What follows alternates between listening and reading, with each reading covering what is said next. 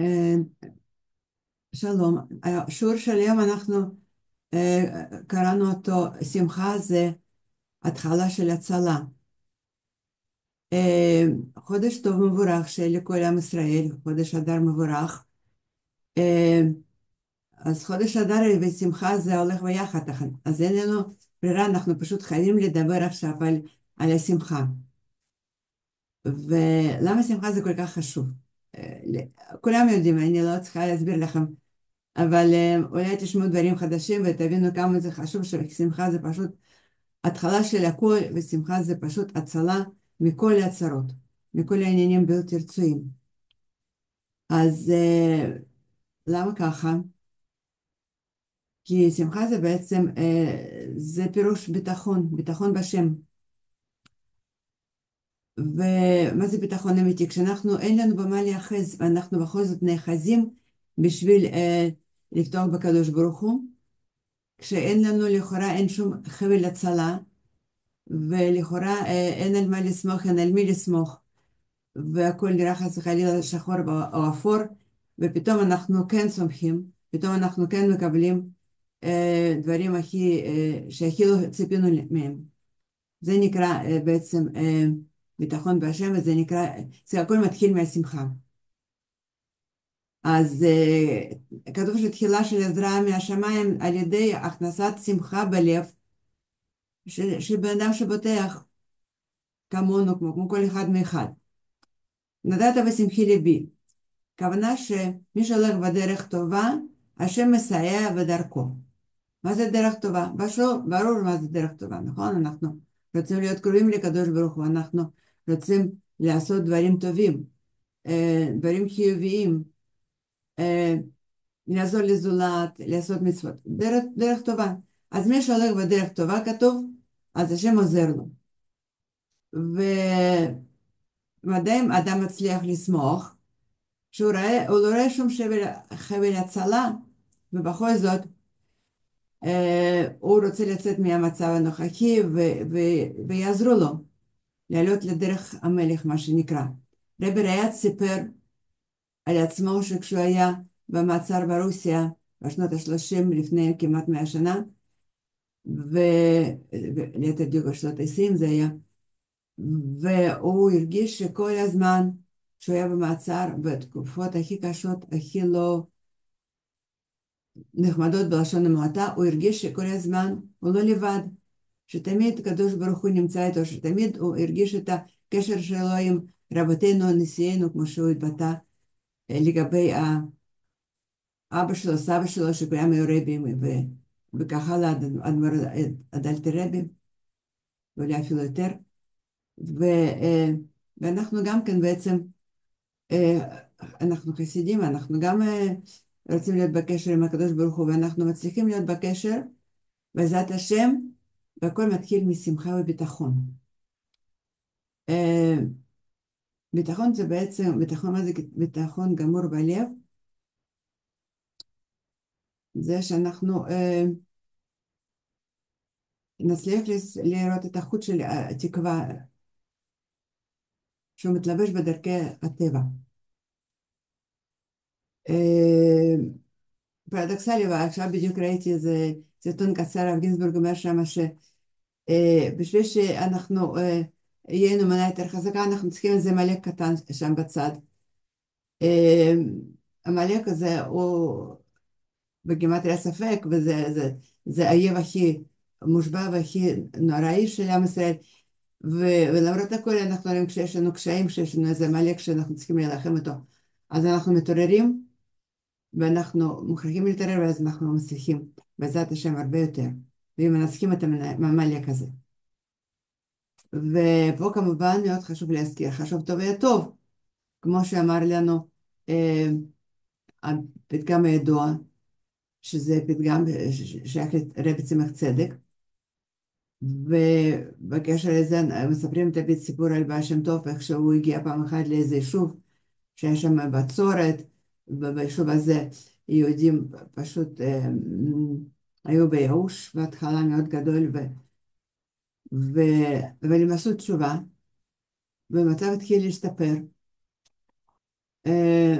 ובדיוק כשבעל שם טוב החליט עם התלמידים להישאר שם לשבת, הגיע לאותו מקום גם איזה מוכיח אחד, שהוא ביקש מהרב ואפילו דרש ממנו שהוא ייתן לו כאילו לדבר בשבת בבית הכנסת, כמובן בתשלום כנראה, והרב הזה הוא היה מאוד מכבד את האנשים כמונו, שנראים חשובים כאלה, רבנים חשובים, ואז הוא כמובן הסכים, שאמר שאחרי תפילה בבקשה אתה יכול לדבר, ומסופר בסיפור שאחרי תפילת שבת כשאנשים כבר קצת התעודדו בגלל שהמצב של בצורת התחיל להשתפר, קצת התחיל כבר להיות קצת גשמים, ואז הוא בדיוק התחיל לצעוק אליהם שם בבית כנסת, ומה שנקרא לשפוך אליהם זפת וגופרית, ולצעוק שהם רשעים והם שהם לא עושים מצוות והם עושים עבירות, ובגלל זה השם מעניש אותם, בגלל זה הוא שלח להם את הבצורת, ומסכנים התחילו לבכות, ממש לבכות בדמעות שליש. נבהלו מאוד, אנשים פשוטים שלא היו מבינים הרבה, אבל מה שכתוב בתורה, אבל הם השתדלו, היה להם לב זהב והם השתדלו לעשות בכל זאת מה שהם מבינים, וכמובן שהבצורת הזאת מאוד מאוד נגעה לליבם, והם כבר עשו תשובה בעצם. והמוכיח הזה היה ממש פה כאילו מיותר כביכול. ואז מסופר שנכנס לבית כנסת באותו רגע בעל שם טוב, וכשמע את הסיפור, שמע את מה שאמר המוכיח, אז הוא ראה שיהודים כולם בוכים שם בבית כנסת, גם בזאת נשים, ממש בכי חזק, ואז הוא ניגש לאמצע בית כנסת ואמר לאותו מוכיח, מה אתם רוצים מהיהודים האלה? הם יהודים פשוטים, הם כבר עשו תשובה, וכבר לא צריכים יותר לצעוק עליהם ולהפחיד אותם, זה רק עושה יותר גרוע. ואז אמר, בנה ליהודים, אמר ליהודים בואו נרקוד, ואז ירד הגשם. ובהתחלה הסתכלו עליו כאילו שהוא משוגע, אחר כך הבינו מה שהוא מדבר, התחילו באמת לרקוד ולשמוח, ומסופר שהתחיל להיות גשם חזק, וככה הם ניצחו את המצב, וגם חזרו בתשובה וגם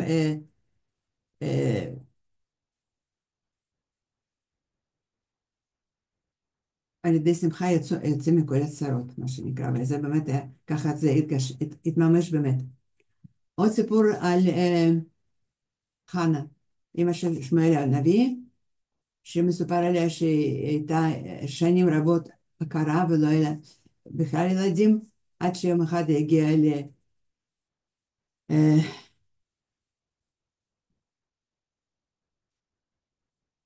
למשכן, ושם היא התחילה להתפלל, והתפללה עם כזה רגש, עם כזה הרגשה חזקה, שכהן הקדוש שהיה שם שמואל, אז הוא התחיל לחשוד בה שהיא פשוט סתם אישה שיכורה, והוא התחיל לכעוס עליה, ואז הוא אמר, לא, אני לא אישה שיכורה, אני בצער מאוד גדול, ואז הבין את הצער שלה, הבין שפשוט מאוד מאוד רצה שיהיו לה ילדים, ואז הוא בירך אותה, וכתוב שמאותו רגע שהוא בירך אותה, היא האמינה שכך זה יהיה, ופנים הזועפות שלה התחלפו בפנים שמחות, וזה בעצם, המשפט הזה מאוד חשוב, כשאנחנו לפעמים בלי לשים לב, יש לנו פנים זועפות, אנחנו צריכים להחליף אותם פשוט בפנים שמחות ולשמוח, ולהיות בטוחים שבאותו רגע שאנחנו התפללנו וביקשנו מקדוש ברוך הוא, מה שכל כך חשוב לנו, בדבר הזה שאנחנו פשוט לא יכולים לחיות בלעדיו,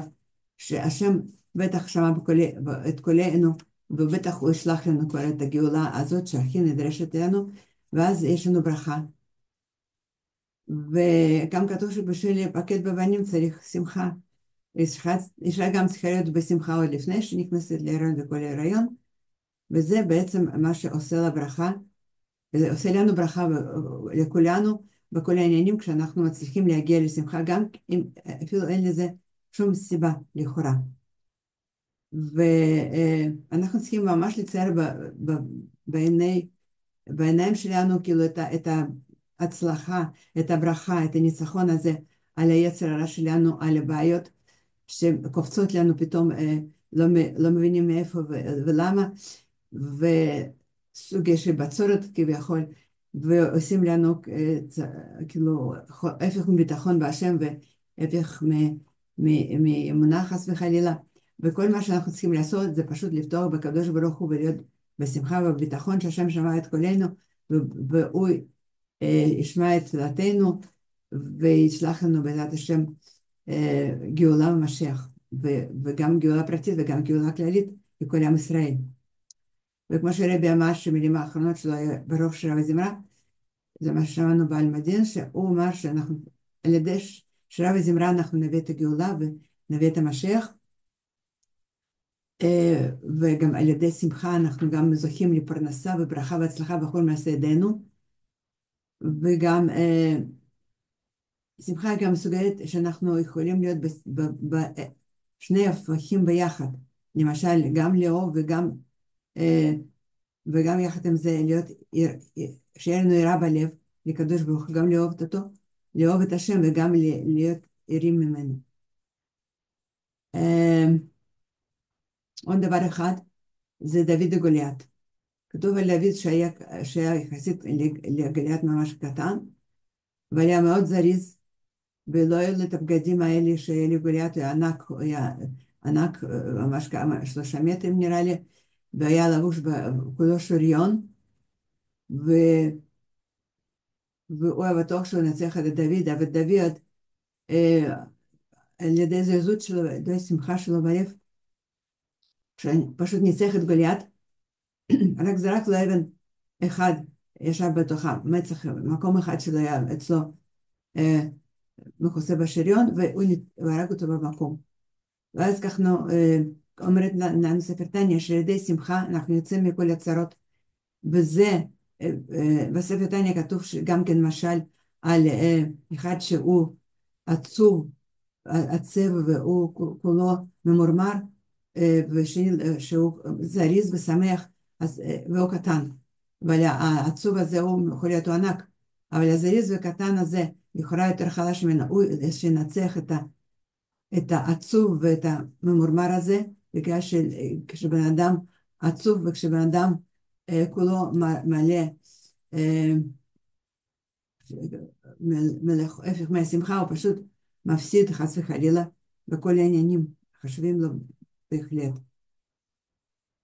ועכשיו אנחנו נצא מתוך שמחה וביטחון בשם של חוברת שלוי כתב, אני רוצה להקריא כמה דברים שממש מאוד חשובים.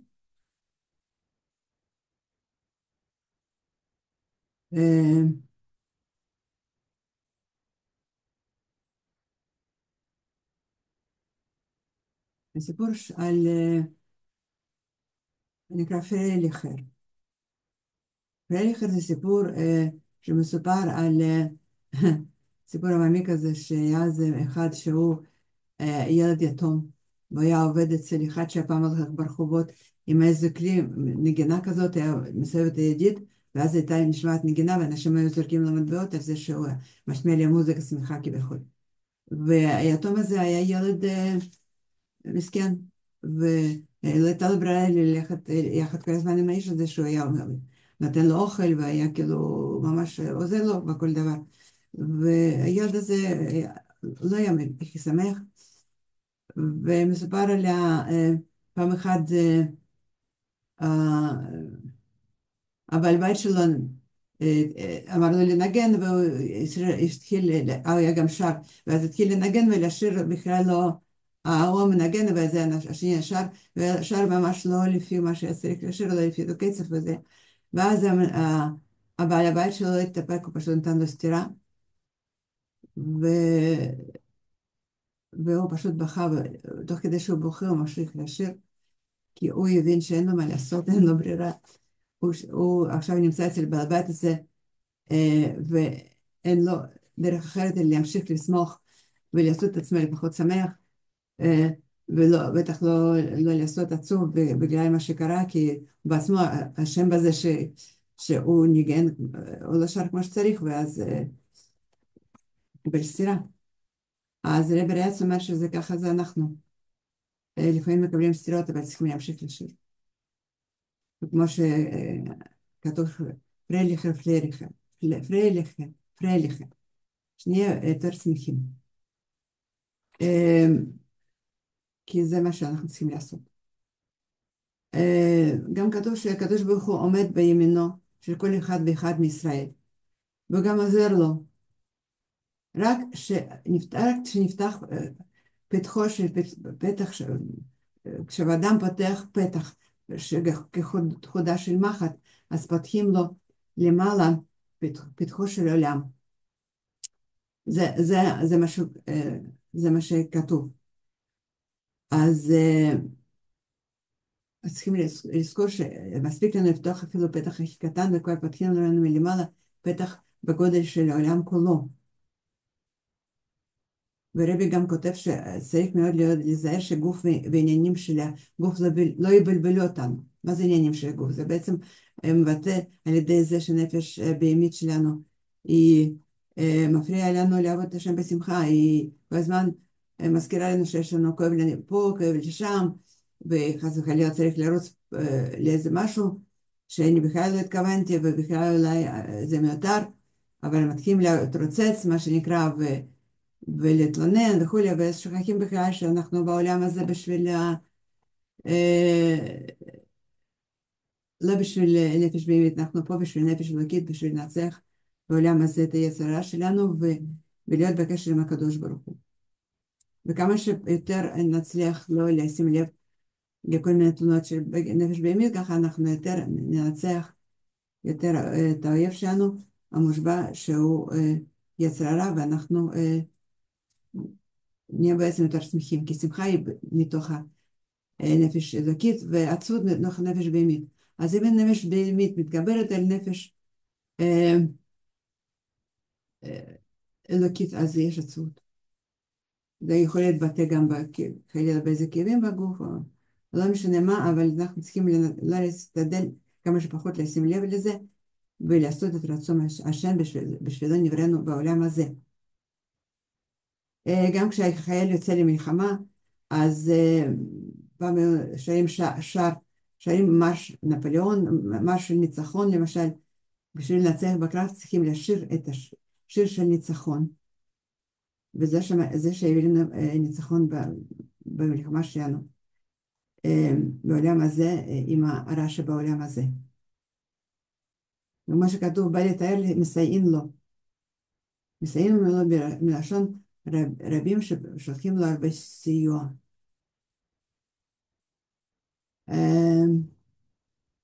גם במצוות תשובה, רבי כתוב, אנחנו צריכים לעשות תשובה מתוך שמחה.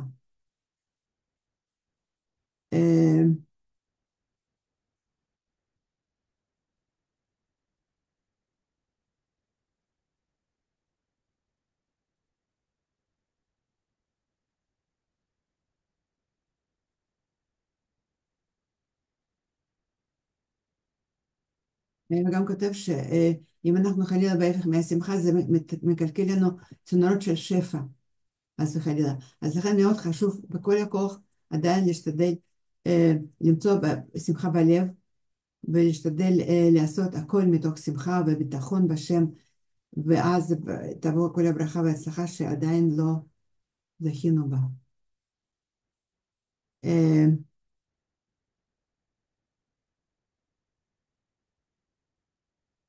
צריכים מאוד להיזהר שלא יהיו פנים עצובות.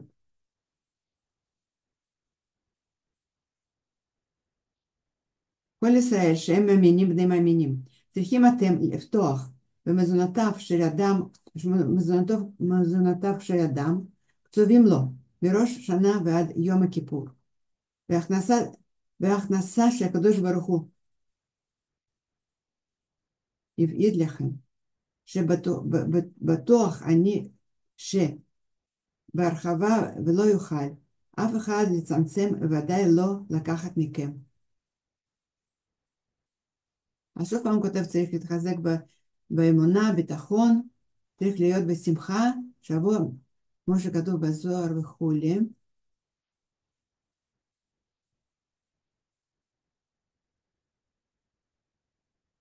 ועולמנו זוהר התחתון מקבל כל השפעה מלמעלה, ושכאן למטה שמחה ואורה. משפיעים גם מלמעלה, אורה ושמחה. כתוב עבדו את השם בשמחה, ממילא כאשר יהודי שמח, השמחה מלמטה, ממשיכה השמחה מלמעלה.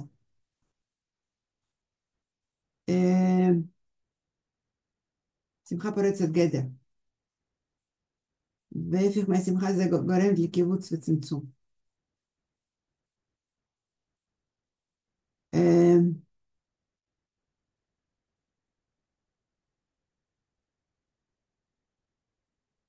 נגיד, לבריאות צריך להתנהג לפי הוראות הרופא, ודאי אפשר לסדר גם באופן כזה שלא יהיה סתירה מעבודת בקודש. בפרט גם בריאות הגוף, להיות גוף בריא ושלם מדרכי השם הוא. ממילא, וכולי, הוא מדבר פה אנגלית משנה. זה פשוט קובץ של כל מיני מכתבים, תשובות של רבי. בפרט בימים האלה, ימי אדר, דמרבים בשמחה. זהו, אז אנחנו כבר בחודש אדר, אנחנו ראש חודש אדר, שאנו חודש אדר שמח, שנזכה לגאולה. על הפורים כתוב שזה חג של תחיית המתים. ותחיית המתים באמת, אפשר להגיד שהניצחון על אחשוורוש ועל המן, זה בעצם היה בזכות, שהיה בזכות מרדכי ואסתר, זה היה סוג של תחיית המתים, כי הרי על עם ישראל כבר היה חס וחלילה גזירה שחלילה המן רצה להשמיד כל היהודי ויהודי שהיה ב-27 מדינות של אחשוורוש, לא להשאיר אפילו אחד מהם. ואנחנו חזרנו בתשובה, אנחנו נולדנו מחדש בזכות זה, ואז, ובעזרת השם גם היום, כל מה שעוד לא הספקנו אנחנו בטח נזכה, ובקרוב ממש כמו שאז אנחנו נגיע לתחיית המתים, ועכשיו לתחיית המתים צריכה להיות בפועל ממש גופים, שגוף תיוולד מחדש ויחיה נצח, שזה שייך לחג פורים.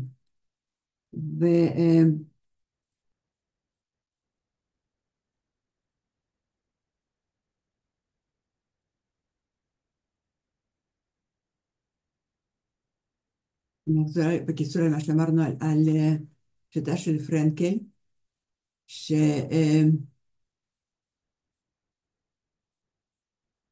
ויקטור פרנקל, שהיה חי בתקופה של אחרי מלחמת העולם השנייה, ולפני כן, ושרד את השואה, והשיטה שלו הייתה, ספר שהוא כתב, ספר שיצא ב-15 מיליון עתקים, נקרא אדם מחפש משמעות. ובעצם הוא גילה בעצמו שהכי חשוב בחיים זה משמעות, שיהיה משמעות בחיים. אולי לפני 100 שנה אנשים הכי חשוב להם היה, אולי לא למות, כאילו פחדו מאוד מפחד. בדור שלנו אנחנו פוחדים בעצם לחיות בלי משמעות, שלא יהיה לנו משמעות בחיים, שאנחנו סתם ככה נחיה את החיים שלנו בלי מטרה מסוימת, וזה הכי מפחיד אותנו.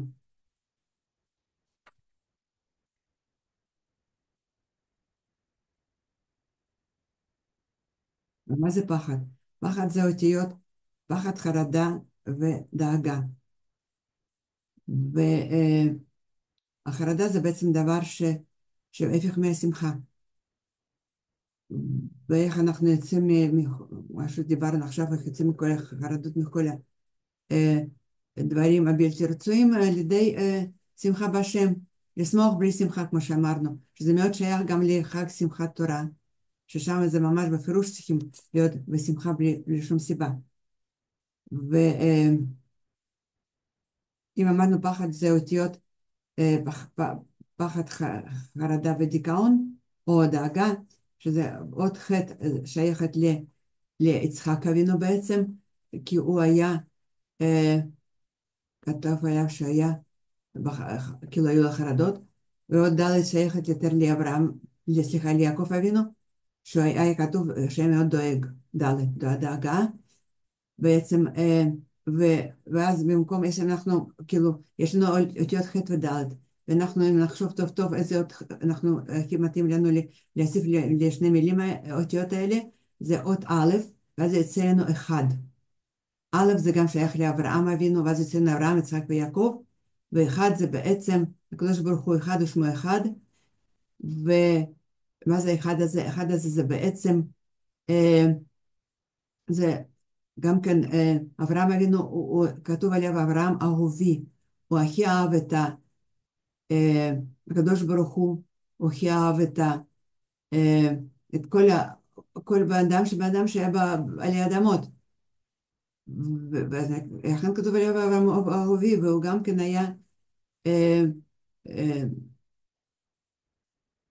אוהב, היה גם כן, א', זה גם אהבה וזה גם אחדות, הוא היה מאוד, היה לו מאוד חשוב את אחדות השם, לגלות לכל באי עולם וכל העולם, ועכשיו כאילו התפקיד שלנו, הגיע הזמן שאנחנו גם כן נהיה אור לגויים, ושאנחנו, עם ישראל, נגלה לכל העולם כולו את הייעוד המשיחי, כמו שכתוב, שהקדוש ברוך הוא רוצה שאנחנו נגלה בעולם הזה,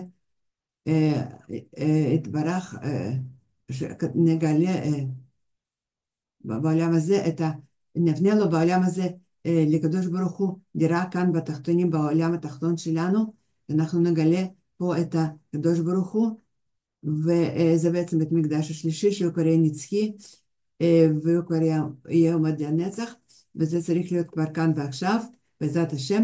ובמקדש הראשון, במקדש השני, אנחנו יודעים שהם לא עמדו, לנצח הם נשמדו, ובגלל שאנחנו לא מושלמים, אז גם כתוב שהשם בעצם שפך את חמתו על אבנים ועל קירות, אבל עם ישראל ניצל מאז, אמנם לא כולם ניצלו, אבל עם ישראל ככולו הוא כן ניצל, הוא כן המשיך את הקיום שלו, ואנחנו יודעים שזה ככה היה בבית המקדש הראשון, בבית המקדש השני, בבית המקדש השלישי כבר יעמוד לנצח, זה כבר לא יהיה,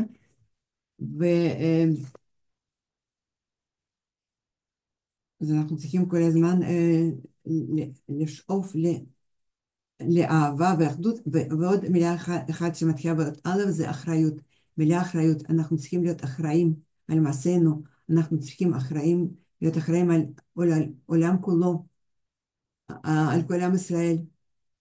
אנחנו צריכים להתייחס באחריות על כל מה שאנחנו עושים.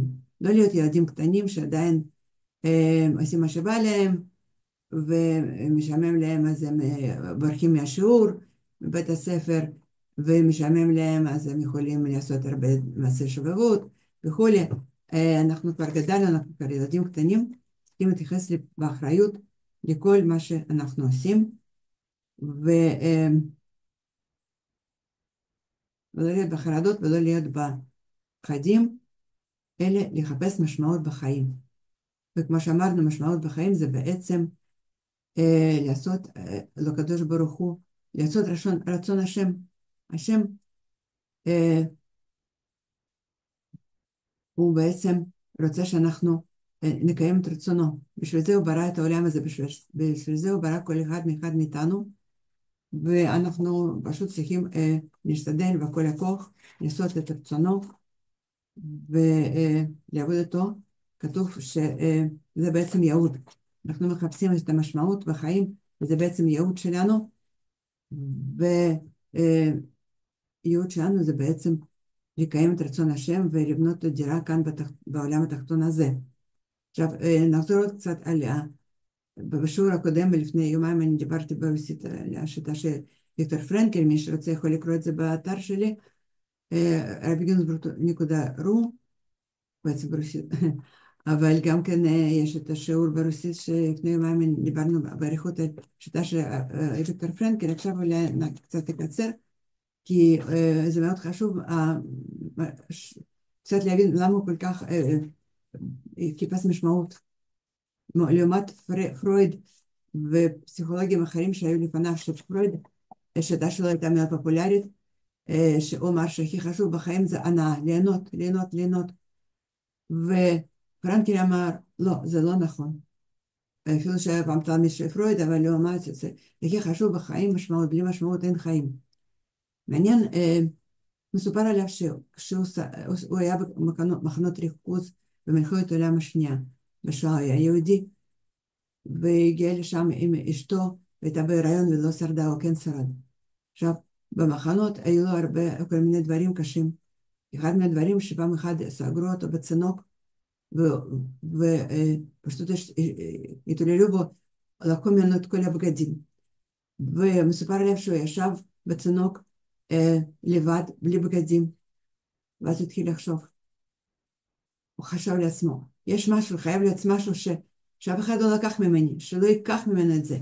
ואז הוא הבין שיש דבר שאפשר לקחת מאיתנו, זה את הנשמה שלנו, את השכל שלנו, את האלוקים שלנו, זה אף אחד לא ייקח מאיתנו. וכנראה כשהוא היה במצב כל כך קשה וכל כך לא סימפטי, יכול להיות ששם בעצם הוא התחיל אצלו את הניצנים של התיאוריה שלו, שאדם מחפש משמעות, שצריכים לחפש משמעות בחיים. ומשמעות זה בעצם לא לחיות חיי ריקנות. מתי יש לנו ריקנות? מתי שאנחנו לא כל כך חושבים לעומק על מה שאנחנו עושים, על מה שקורה, יש לנו בחיים. יש, הייתי אומרת, 3 סוגי שמיעה. כשאנחנו שומעים משהו, אז אנחנו יכולים לשמוע את זה רק באוזן, ושמענו ושכחנו על מה ששמענו. או שאפילו זוכרים, אבל לא מנסים להבין מה יותר ממה ששמענו. ויש שמיעה יותר עמוקה, זו שמיעה שנקרא שמיעת הלב. אם אנחנו מקשיבים לשני, במיוחד אם זה מישהו שבאמת רב גדול או איזה מסר חשוב שאנחנו שומעים, אנחנו מתחילים להקשיב וזה כאילו חודר לנו על ללב שלנו, אז בעצם אנחנו יכולים להבין דבר מתוך דבר. מתוך הלב שלנו פתאום יכולים לבלט לנו תובנות חדשות. אנחנו יכולים פתאום להבין דבר שבכלל לא שמענו אפילו, וזה יכול להיות מאוד נכון ומאוד עמוק. ושמיעה שלישית עוד יותר עמוקה זה בעצם שייכת כבר לראש שלנו. אנחנו מנסים להבין בראש את הדברים שאנחנו שמענו, להבין לעומק. זה אפשרי רק כשאנחנו ממש מקשיבים למה שאנחנו שומעים. בשביל זה אנחנו צריכים להיות בהכנעה, ביטול ובשפלות, לא לצאת כאילו מריכוז, שאנחנו מקשיבים למה שאנחנו שומעים, אז אנחנו פתאום להתחיל להבין דברים חדשים, ולהבין משמעות של הדברים האלה, וכל זה צריך להיות בעצם בהכשר של השקפה כללית שלנו, והשקפת העולם כללית שלנו. לכל אחד מאיתנו בהחלט יש השקפת עולם שלו. אם אדם עדיין נמצאת בדרגה של תלמיד של פרויד, שאומר שחשוב בחיים זה הנאות של העולם הזה, אם בשבילו הכי חשוב מה שהוא ראה באיזה פרסומת והוא רץ מהר לקנות, לא יודעת מה, משהו הכי חדיש, הכי, אז נו טוב, זה כרגע הדרגה שלו, שם הוא נמצא. אבל זה יותר אופייני לתקופה של פרויד. היום אנחנו כבר בעצם עברנו את התקופה הזאת, אנחנו הגענו למצב הרבה יותר, אנשים, כמו שאמרתי, אנשים מחפשים משמעות. ומעניין שעוד סיפור על ויקטור פרנקל הזה, שהוא בתקופה שהוא כבר השתקם, הוא כבר התחיל להיות פרופסור באוניברסיטה, וכל התלמידים שלו היו תלמידים של פרויד, הוא בעצמו גם היה תלמיד של פרויד באיזושהי תקופה, והם בכלל החרימו את השיעורים שלו, רצו לבוא לשיעורים שלו, התנגדו אליו, והוא היה במצב כל כך קשה, כל כך מדוקדק, שבאוניברסיטה בכלל לא נתנו לו ללמד מה שהיה חשוב לו, מה שהוא בעצמו פיתח, שהוא כבר היה קרוב, החליט לעזוב את וינה, כשהוא גר בווינה, הוא החליט שהוא נוסע לאוסטרליה, שם הייתה גרה אחות יחידה שלו, כי מכל משפחה שלו היא יחידה, וגם הוא שהצליחו לעבור את השואה הנוראית, והוא חשב שהוא גם נסע לאוסטרליה, והוא אפילו לא היה מגיע לעבודה כבר כמה שבועות, והיה במצב ממש לא סימפטי, ומאוד לא פשוט, ומסופר שבאותו יום רבי מלובביץ' חשב עליו והוא שלח שליחה, איזושהי חסידה שלו שהייתה גרה בווינה, והיא דפקה לו בדלת, וכשהוא פתח הוא בכלל לא כל כך היה מוכן לשמוע מה שהיא מדברת, והתחיל לדבר לו שרבי מלובביץ' מאוד מעריך את השיטה שלו, והוא מברך אותו שהוא יפיץ אותה בכל העולם, ושהוא יצליח בזה, ושיהיה לו ברכה והצלחה, והתחיל לברך אותו בשם הרבי. ומה שהרבי מאוד מעריך אותו, שהוא לא צריך לדאוג, שבטוח השיטה שלו תתפשט בכל העולם, ו...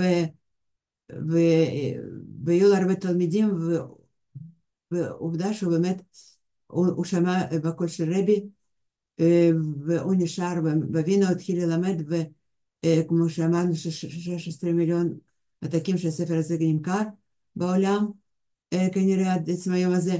הוא בעצמו היה מלמד באוניברסיטאות, הגיע איזה 250 אוניברסיטאות שמלמד שם את השיטה שלו על אדם מחפש משמעות, והוא היה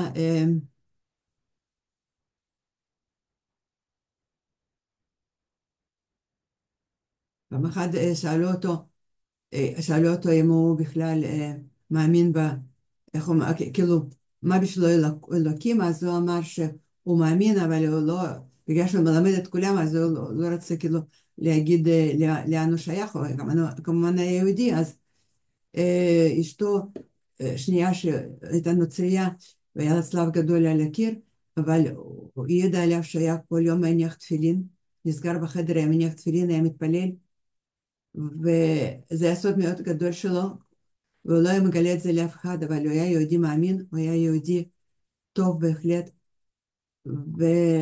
אבל הוא ניסה לדבר על כולם, כמו שאמר, בגלל זה הוא לא רצה אפילו, אפשר להבין אותו אחרי מלחמת העולם השנייה, היו הרבה יהודים שפחדו קצת לגלות את היהדות שלהם.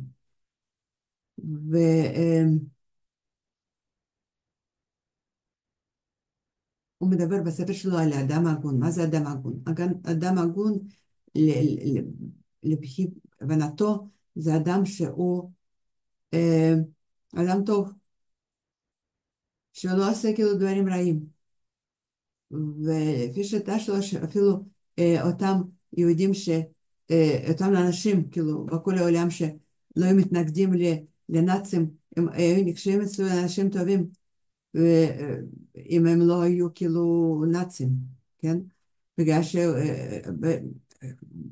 אפשר לדון אותם, מאיפה היה להם כוח, כאילו, וכל אחד מסוגל להתנגד בצורה אקטיבית לרשע, לרע, כן? אז אם אנחנו נשווה את זה מול ספר תניא, אז אנחנו נראה שבתניא יש צדיק, רשע ובינוני, ואצל פרנקל יש צדיק ורשע אין לו בינוני, כן? ורשע שלו, הצדיק שלו זה בעצם בינוני של תניא, שלמה בינוני של תניא כל כך חשוב, ותניא בכלל זה ספר של בינוני, שדרך העבודה שאדמו"ר הזקן כותב בתניא, אנחנו בעצם מתקנים את עצמנו, מתקנים את העולם, לכן להיות בינוני זה מאוד מאוד חשוב, ולהשתדל להיות בינוני. אבל פרנקל דיבר על כולם, הוא אמר, ואז לכן הוא השיטה שלו היא נהייתה מאוד פופולרית, ומי שרוצה יותר להבין את השיטה, שאנחנו נדבר אולי על זה בהמשך שבוע הבא בעזרת השם, וכמו שאמרתי, השיעור לפני יומיים אני לימדתי את השיטה הזאת יותר באריכות, שיהיה לנו חודש טוב מבורך, שיהיה לנו ברכה והצלחה בכל, שיהיה לנו שמחה בלב, שאנחנו נזכה לתחיית המתים, שהיא בעצם חג פורים, ובפורים בעצם אנחנו ניצחנו את אויבינו וננצח כל שנה מחדש, שוב פעם, נזכה להרבה ניסים, וניסים מעל הטבע, ניסים היותר גדולים, אשר היו ביציאת מצרים, ונצא מהגלות ברוב שרה וזמרת, מה שרבי אמר.